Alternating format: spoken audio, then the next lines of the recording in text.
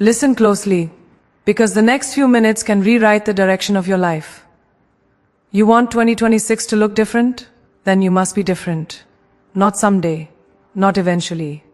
Now, here are the 6 power shifts you must master before 2026 hits you in the face with reality. Your life will never rise above the identity you carry. You can chase every dream, every target, every plan, but if the person you are doesn't match the life you want, the gap will suffocate you. This is why so many people set huge goals every year and still wake up feeling stuck. They change the goals but keep the same habits, the same doubts, the same self-perception. Growth does not respond to hope, it responds to identity. Before 2026 arrives, you must make a bold, conscious decision to upgrade the person behind the goals. Because your goals can be magnificent, but without the identity to sustain them, they collapse under their own weight. The truth is simple. The life you want cannot exist with the identity you've outgrown. Most people never pause long enough to ask themselves a powerful question: who am I becoming? They ask what they want, the car, the job, the income, the peace. But they never ask who they must evolve into to hold those things without breaking. Success doesn't show up fully formed, it shows up as a mirror. And that mirror will expose every limit you haven't confronted. You want confidence? You have to become the kind of person who acts boldly, even while trembling. You want abundance? Become the person who believes they deserve abundance.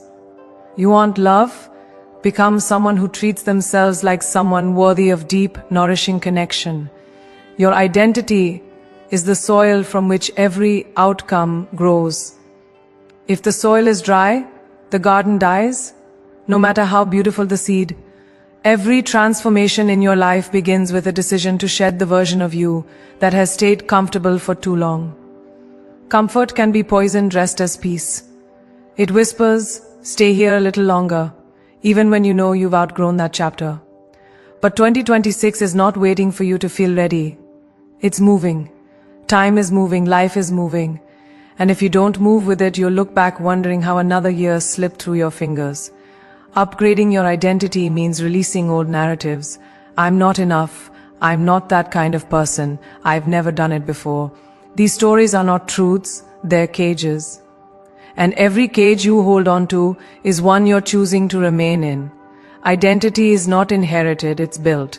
And if the old identity is too small for the life you're trying to step into, you must break it apart and rebuild from the inside out.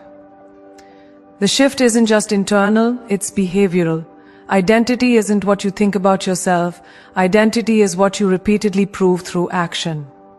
When you wake up earlier to honor your commitments, when you choose discipline over impulse, when you show up even on the days you're tired, you are physically rewiring your identity. You are telling yourself, I am the kind of person who follows through. That's where power comes from. Not from declarations, but from evidence. Every action is a vote for the person you're becoming. And the more votes you cast, the more concrete your new identity becomes. By the time 2026 arrives, people should barely recognize the older version of you. Not because you became someone else, but because you finally became who you were meant to be. Upgrading your identity also means raising your standards. Not goals, standards. Goals are about what you want. Standards are about what you refuse to tolerate. There's a difference. You can want success but still tolerate procrastination. You can want love but still tolerate self-sabotage. You can want growth but still tolerate the same habits that kept you stuck. The moment you stop accepting behaviors that shrink you, your identity expands. And as your identity expands, your capacity expands, your courage expands, your influence expands. Suddenly you start attracting opportunities that once felt impossible. Not because the world changed, but because you did. You stop negotiating with your... When you practice discipline, you don't just get more things done. You become more grounded, more resilient, more unshakable. What most people fail to understand is that discipline is not built in a sprint, it is built in repetition. It is a muscle. And like any muscle, it grows when you use it consistently, not perfectly. You will miss days, you will stumble. You will fall into old habits. But discipline is not about perfection, it's about return. It's about choosing to realign, even after a setback. Most people lose momentum because they believe failure is a sign to stop. Those who win understand that failure is simply feedback. They don't start over every Monday. They don't wait for the next month. They just get back up. Because discipline is built through persistent recommitment. And that persistence becomes the very thing that makes you unstoppable. The final truth about discipline is the one most people run from. Discipline requires sacrifice. You will have to give up comfort, entertainment, laziness, habits that soothe you but sabotage you. You will have to choose long-term strength over short-term relief. You will have to disappoint people who want you to stay the same. Sacrifice is the price of evolution. But here's the part they never tell you. Once discipline becomes your default, the sacrifices don't feel like losses. They feel like upgrades. You begin to sense your power. You begin to feel your purpose. You begin to understand that the life you want is not built by chance. It is built by choice, repeated every single day. Because when you master discipline, you no longer chase the life you want. You build it with your own hands. And by 2026, the world will not be asking if you're ready. It will be wondering how you became so unstoppable. Focus is the new form of wealth, and most people don't realize how expensive their distractions have become. Every time you drift, every time you scroll without thinking, every time you give your attention to noise instead of vision, you are handing pieces of your future away. Focus isn't just about concentration, it's about intention. It's about knowing exactly what matters and refusing to dilute your purpose. And in a world that constantly pulls your mind in a dozen directions, the ability to direct your attention with precision becomes a superpower. People say they want success, but they spend their time feeding habits that guarantee mediocrity. Before 2026 arrives, you must reclaim the most valuable asset you have. Your focus. Most distractions disguise themselves as harmless, even entertaining. They give you a short burst of escape that feels harmless in the moment, but over time they condition your mind for fragmentation. Your attention becomes scattered, your energy divided, your goals blurry. That's how dreams die. Not with a dramatic collapse, but with small daily leaks that drain your potential until you have nothing left to give. Focus requires awareness. It demands that you look at your life and ask the hardest question, is this helping me or hurting me? Sometimes the truth is uncomfortable. Sometimes the things you enjoy are the things keeping you average. But growth is never found in comfort. Growth is found in choosing what builds you, not what distracts you. To protect your focus, you must create boundaries that feel like stepping into a higher version of yourself. Boundaries with your phone, boundaries with your time, boundaries with people who treat your attention like it's free. You owe no one constant access to your mind. Focus requires solitude, moments without noise, without opinions, without digital chaos. In those quiet spaces, your clarity sharpens, ideas rise, your vision becomes loud again. You start to feel aligned with something bigger than the daily rush. Focus is not about isolation, it's about intention. It's learning to give your energy to the things that deserve it and starving the things that don't. The truth is, you cannot build a legendary life while living in reaction mode. Most people spend their day reacting, responding to notifications, jumping from task to task, letting their schedule control them instead of controlling their schedule. Focus flips that dynamic. It puts you back in the driver's seat. It teaches you to set priorities, to move with purpose, to direct your day instead of surviving it. When you master focus, productivity stops feeling like pressure and starts feeling like power. You accomplish more with less stress. You work smarter and deeper. You gain momentum. You stop feeling overwhelmed because you finally know what deserves your energy and what doesn't. Focus also requires the courage to let go. Let go of habits that numb you. Let go of commitments that drain you. Let go of people who interrupt your peace. Let go of the fear of missing out. Let go of the old identity that needed distraction to feel alive. When you eliminate the unnecessary, the essential becomes visible. You begin to see your path clearly. You begin to recognize your priorities. You begin to understand that every yes you give away is a no to something meaningful. Focus is not about doing more, it's about doing what matters most. And sometimes that means cutting away things that are comfortable but costly. Ultimately, focus is a form of self-honor. When you choose focus, you're telling yourself, my dreams matter, my future matters, my time matters. You stop treating your goals like afterthoughts. You stop competing for attention with your own distractions. You become intentional, deliberate, selective. And that is where transformation begins. Not in multitasking, not in chaos, but in deliberate, concentrated effort. When you train your mind to stay aligned with your purpose, your life begins to accelerate. You gain clarity, confidence, conviction. You stop wasting years on things that don't move you forward. By the time 2026 arrives, you won't just be working harder, you'll be working with a level of focus so sharp that nothing can pull you off your path. Because when you master focus, you stop living by accident and start living by design, and the world begins to reshape itself around your clarity. Your environment is the silent architect of your destiny. It shapes your habits, reinforces your beliefs, and influences your expectations long before you realize it. People like to believe they are completely self-directed, but no one thrives in isolation. You become what surrounds you, whether you choose it consciously or not.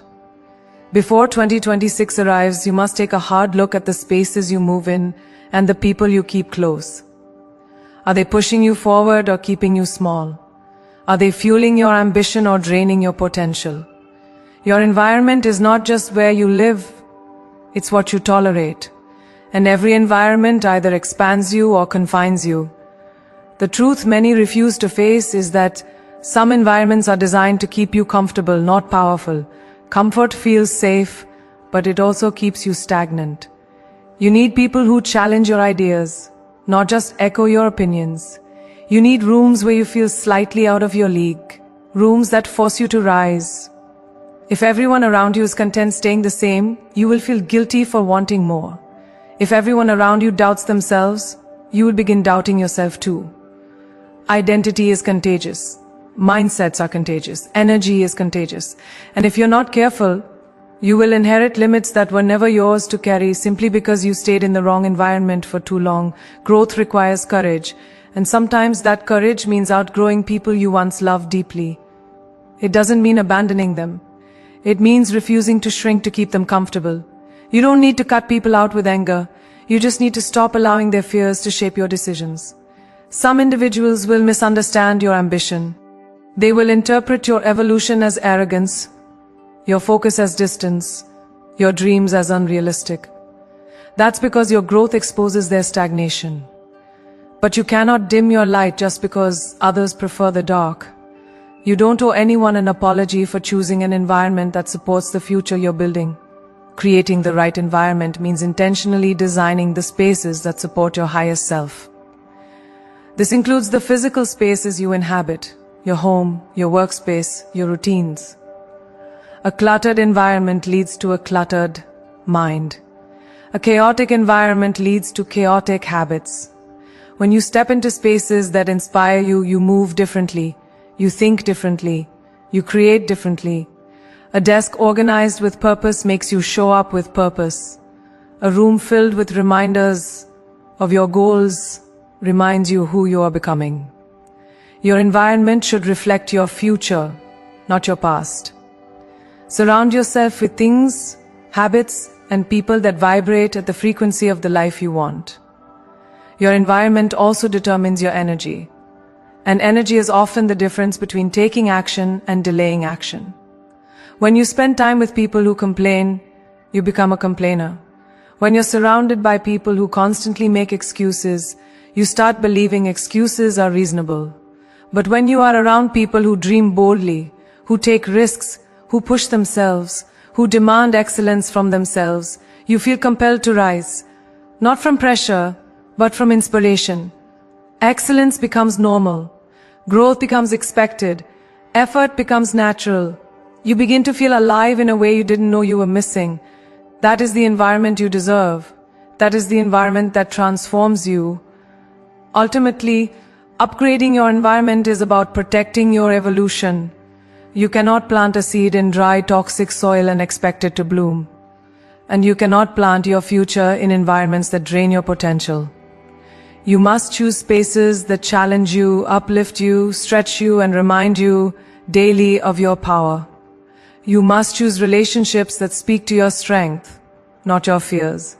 You must choose habits that amplify your vision, not dilute it. When you curate environments that reflect who you want to become, your growth becomes inevitable. Your decisions become sharper, your confidence grows, your path becomes clearer. And by the time 2026 arrives, you won't just be stepping into a new year, you'll be stepping into a new world you built intentionally from the ground up. Because when you upgrade your environment, you upgrade your entire existence. And suddenly, the life you once dreamed of becomes the life you are living. Focus is becoming rarer. And because of that, it's becoming more powerful. The world is louder than ever, pulling you, distracting you, dividing your mind into 1,000 directions. Every day, something tries to claim your attention.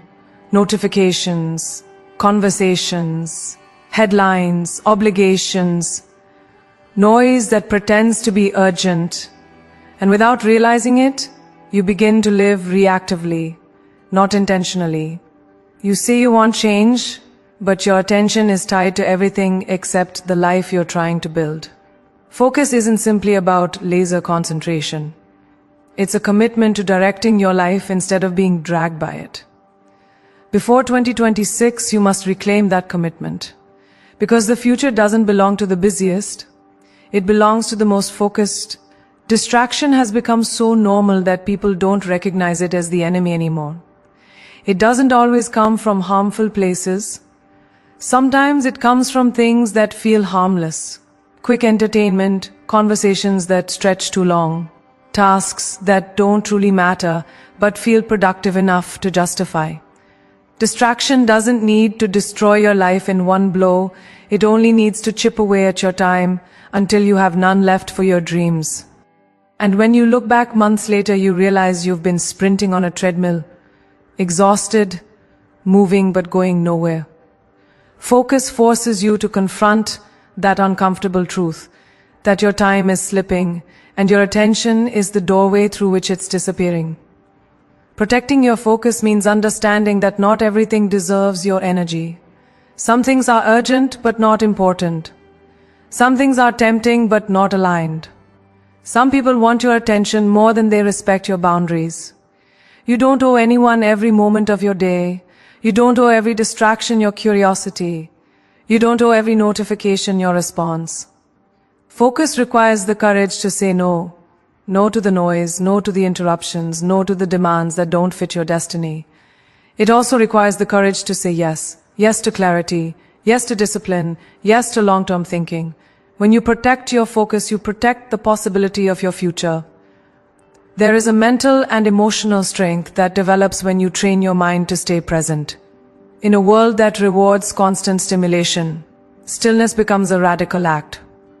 When you sit with your thoughts, when you work deeply without glancing at your phone, when you stay committed to a task long enough to enter your flow, you build mental power. You sharpen your mind the same way others sharpen skills. Focus is not just a habit, it's a muscle. And the more you practice it, the stronger it becomes. You stop being pulled into emotional whirlwinds. You stop losing momentum. You stop feeling overwhelmed. Focus gives you control, not over the world, but over your response to it. And that control is everything. Letting go of distractions also means letting go of the identity that depended on them. Sometimes we distract ourselves not because we're unfocused, but because we're afraid.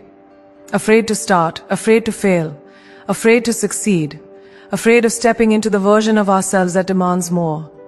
So we hide behind busyness, we hide behind noise, we hide behind endless scrolling.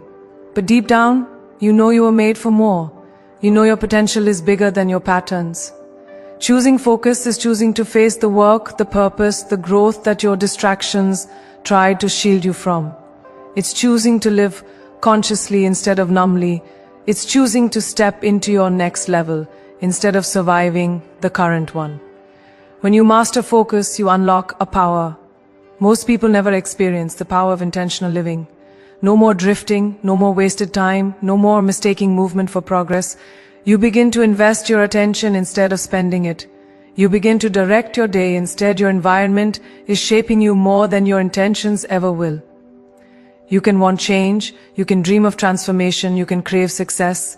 But if the environment around you is anchored in old habits, outdated expectations, or small thinking, you will always feel like you're